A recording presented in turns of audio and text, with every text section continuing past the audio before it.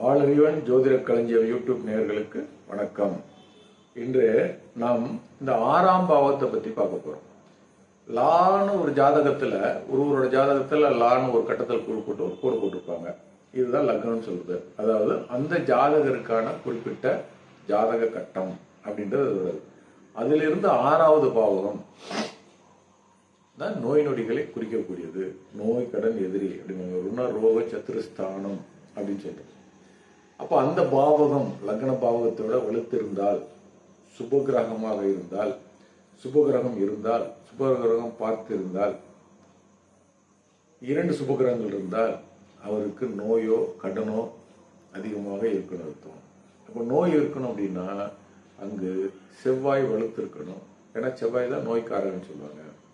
அப்படி இருக்கும்போது 1ஆம் பாவகம் பாதிக்கப்பட்டிருந்தா ஜாதகத்தில் லக்ன பாவத்தில் ஒரு பாவகிரகம் இருக்குது. பாவகிரகம் என்ன?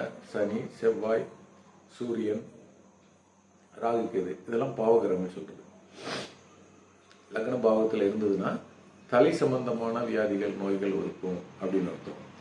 2ஆம் பாவத்தில் இருந்ததுன்னா முகம், 3 கழுத்து, தோள்பட்டை, இந்த கை விரல்கள் வரைக்கும் வரக்கூடியது 3ஆம் பாவகம். 4ஆம் பாவகம் இருதயம், நுரையீரல். 5ஆம் பாவகம் மேல்வயிறு. 6ஆம் பாவகம் அடிவயிறு.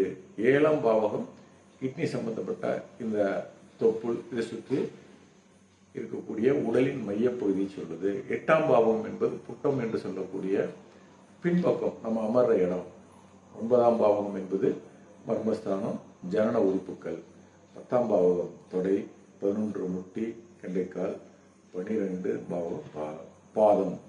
இந்த பாவங்கள் பாதிக்கப்பட்டுருச்சுன்னா இந்த இடத்துல வியாதிகள் வரும். இதுல கடுமையாக பாதிக்கப்பட்டு 6, 8, 12ஆம் அடி தசைகளே நடந்து ராகு மிக்ஸ் ஆகி இருக்குது அப்படின்னா அவருக்கு கேன்சர் வர்றதுக்கான அறிகுறி நிறைய இருக்குதுன்னு அர்த்தம்.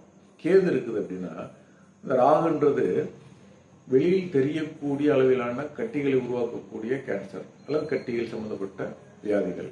கேன்சர்னா வெளியில் தெரியாது. இது பிரெயின் டியூமர், பிளட் கேன்சர், இதெல்லாம் வெளியில் தெரியாது. இந்த மாதிரி சம்மந்தப்பட்டோம் அவங்க புரிஞ்சுக்கலாம். நன்றி, வணக்கம்.